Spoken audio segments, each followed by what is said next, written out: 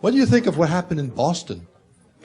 When we were looking for a bombing? pressure cooker and two teenagers, and then they took over the whole city and shut it down. And to me, that looked a whole lot like martial law.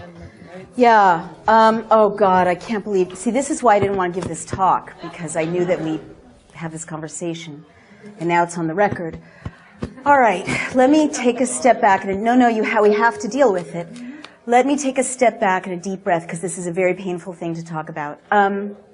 So, all over the world, we know, it's well established, the State Department and intelligence agencies engage in theater, and it's what they do, it's spycraft, to create spectacles and events that people may not realize are spectacles and events, but that, well, like the overthrow of Mossadegh in the 50s in Iran. They'll funnel money to protesters, they'll, fly people in to infiltrate protesters, they'll create fake newspapers, and so on. So we know that this happens in countries around the world. I believe that a law has been passed in the United States. I think it's part of the Defense Authorization Act. I need to confirm this. That, now makes it legal to propagandize American citizens. Do we know about that? Yeah, it's true. And is it in the NDAA or is it in something else? Do we know? It's a separate bill. It's a separate bill. And it's been passed. It's now law? Do we know what 2 years ago. Do we know what the name of it is? I don't remember, but I reported on it. Oh, thank you. Will you send me the link? Yeah. Thank you. So what this means is, and as a journalist to say these words, I can't tell you with what a heavy heart I say them, but we've entered an era in which it is not crazy to assess news events to see if they're real or not real. And in the United States as well as overseas. And in fact, it's kind of crazy not to.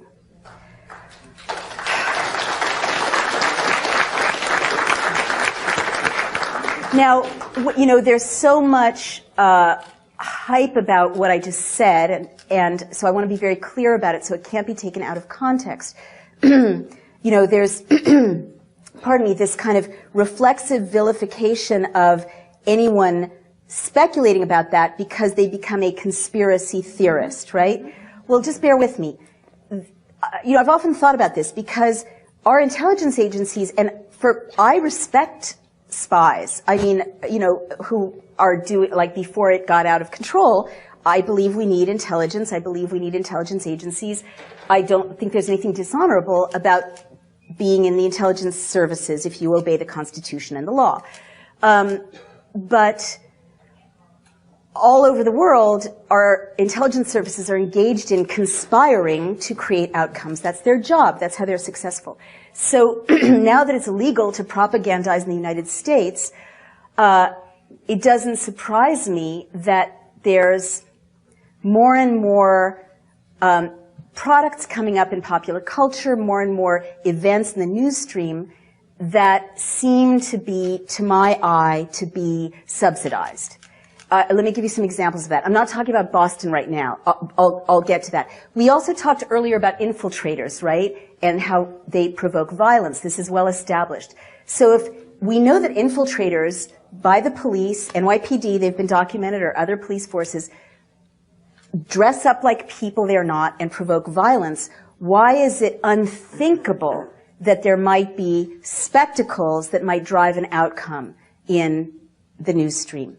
Let me give you a couple of quick examples. And all I'm saying is we, unfortunately, and I have to say this to my fellow journalists as well, we've entered a time in which we need to be very skeptical about the news stream and look at it critically and ask for more verification and more inquiry.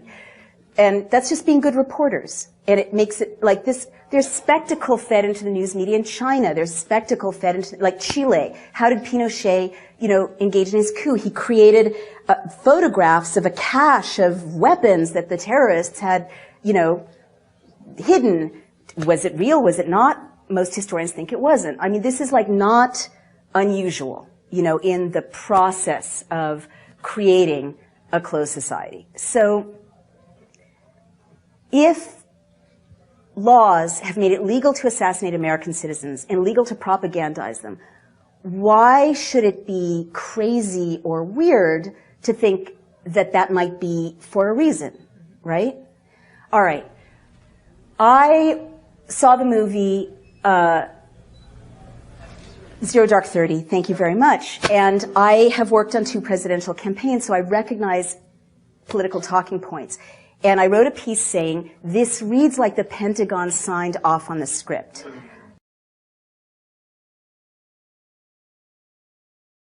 Because there were like chunks of political talking points identifiable to anyone who's worked in Washington, right? And you don't come up with those if you're a writer writing a screenplay. And everyone was very upset. It was very controversial and scandalous. But in fact, belatedly, a news story came out saying that in fact the Pentagon had, I think, subsidized some of it, but had certainly consulted directly on the script. And I see more and more TV shows about the CIA and more TV shows about spies and gigantic blockbusters in which surveillance is normalized and gigantic blockbusters in which people are tortured to get them to talk in a way that might exonerate people who actually tortured people to get them to talk in Guantanamo. And there's all this money being pumped into these unaccountable, terrorism fighting things. And now there's no law preventing that money from going through front organizations right into popular culture. So that's of interest to me. And so another thing I want to say, and there's so many people waiting to ask a question, but I just need to say this, is I'm skeptical of certain news events that seem more theatrical than the norm. Or I want to ask questions about them. Because I was in CNN once recently, and they were reporting a story about a water skier who had been decapitated on a lake between Mexico and the United States, and it had something to do with a terrorism threat, right? And I was like, decapitated water skier. Sometimes you hear these things and it's like so novelistic. You're like, real life doesn't work that way. Like, these are so novelistic. Someone's coming up with it to make it stick in the popular imagination. Or it just makes you think, well, I'd like to document that. I'm a reporter. What's the source? And it kept being just this one guy, Judge Arpajo in Texas. I may be mispronouncing his name. He's a very, yes. He was the source. And I have this wonderful Facebook community all over the world. And I went on Facebook and I'm like, Mexican Facebook community, is there any reporting about a beheaded water skier in this lake, in this place in Mexico? And they're like, no, what are you talking about? There's nothing like that. Doesn't exist. So I turned to the CNN producer and said, do you have a second source for this story? And it was all over the news. And they're like, and they checked and it's like, nope, just this guy, Judge, whatever. And I'm like, well, can you find a second source? And they were blushing and embarrassed, and they looked and they confessed that they didn't have a second source, which if you know what journalism is, you're supposed to confirm it with 2 sources. So ever since that experience, CNN is running with this. No one's verifying it. Journalists aren't in a position to follow up on anything anymore because budgets are slashed and there's no investigative reporting. All this nonsense can enter the media stream for purposes that have to do with advancing agendas because no one's checking. That's all I want to say about that. One of the ways that you can tell what the controllers are doing, is by the laws they pass. You can tell what their intentions are, you can tell what their plans for the future are, and you can tell what they're doing now.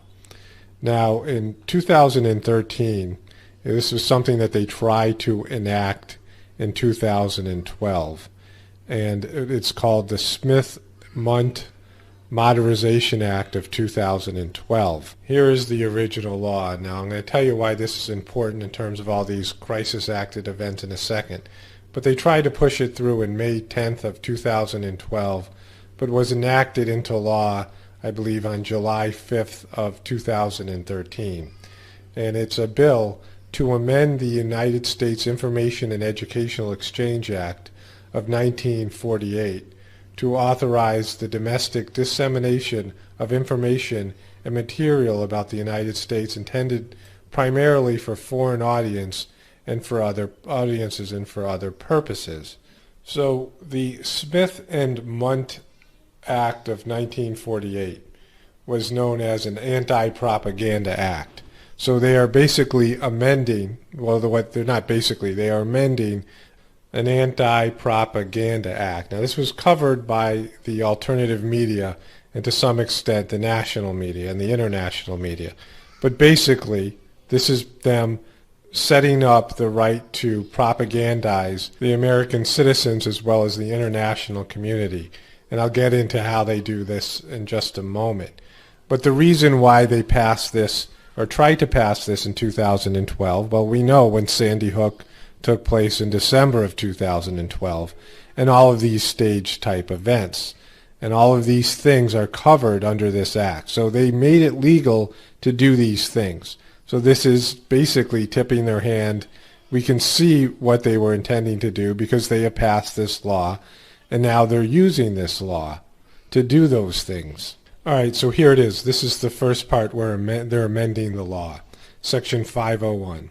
The Secretary and the Broadcasting Board of Governors are authorized to use funds appropriated or otherwise made available for public diplomacy information programs to provide for the preparation, dissemination, and use of information intended for foreign audiences abroad about the United States, its people, and its policies through press, publications, radio, motion pictures, the internet, and other information media, including social media, and through information centers, instructors, and other direct or indirect means of communication. So here it is. They are able to make movies. They are able to make shows. They are able to produce news. Any number of these things would include Sandy Hook. It would include the Roanoke shooting. It would include the Oregon shooting. All of these things could be construed as media preparation. You could say, well, it's a movie. We're just making a mockumentary. It's a fake documentary. We're making a movie. This is a movie. This is a TV show. This is a television show we're making. It's a series. And we're using the news to make it dramatic. So they have legalized all of these types of things. And it says here it's for dissemination for foreign audiences. But that's simply not the case, because later on in this bill, in this law, it says this. The rule of construction. Nothing in this section shall be construed to prohibit the Department or State or the Broadcasting Board of Governors from engaging in any medium or form of communication, either directly or indirectly, because a United States domestic audience is or may thereby be exposed to program material or based on a presumption of such exposure. Such material may be made available within the United States and disseminated when appropriate pursuant to sections 502 and 1005 from the original act that they're amending here. So they're saying, well, you know, if American people are going to come across this information anyway, you might as well just be allowed to do it in the United States. So initially, in the beginning of the law, they're saying this is for a foreign audience. But now in this section, they're saying, well, they're going to get exposed to this anyway, so go ahead and do that.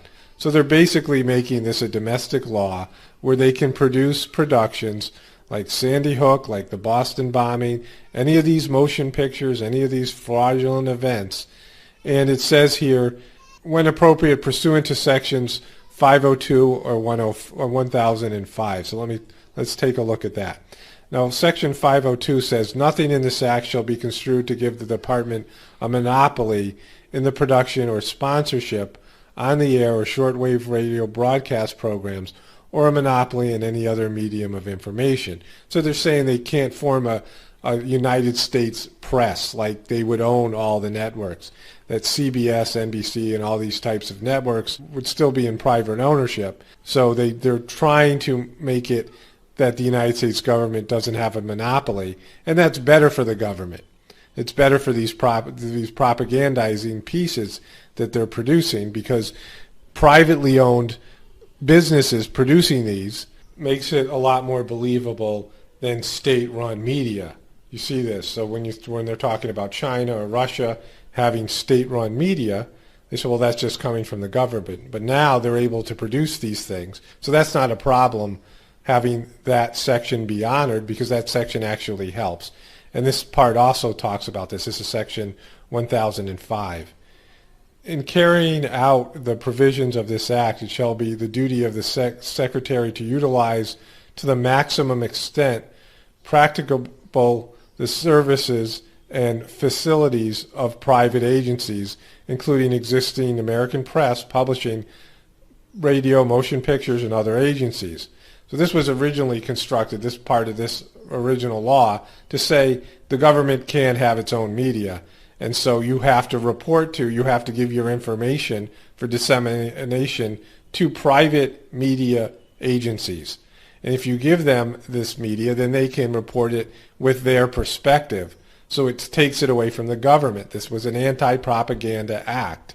So now they're saying, well, these two provisions have to be honored, but they've made it legal to produce propagandized acts, and now we have basically a fascist government where the corporations and the government are all together, the media and the government are all together, and they're one unit. So all of these provisions now in the original act are going to help them propagandize the American people. So what they're basically saying here is, now you have the right to produce whatever kind of media you want, and it can be true, it could be fictional, it could be anything, to propagandize the American people and people abroad, and you can turn it over to the private networks, and they can run it, and it's all legal.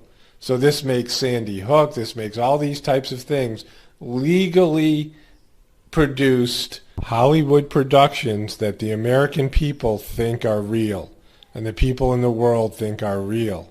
So think about this.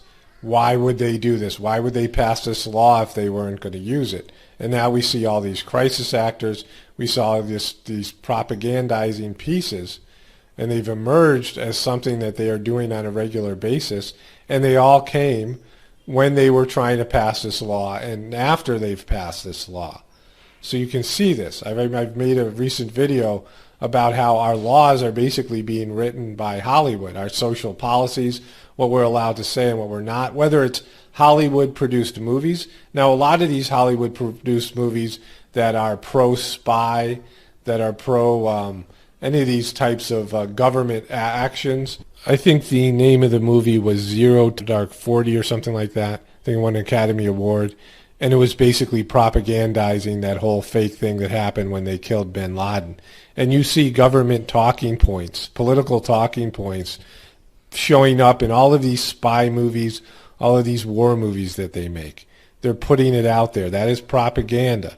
So there's propaganda within our films, and there's propaganda in make-believe life, and then in reality TV programs, and then these fake news stories, these fake these real-looking events to most people that have been faked and have been staged and been crisis acted, and these are all legal. So then you have to ask yourself, if you're a person that thinks, well, these things can't be real, because why would the government do it? Well, why would they make it legal to do it if they weren't going to do it?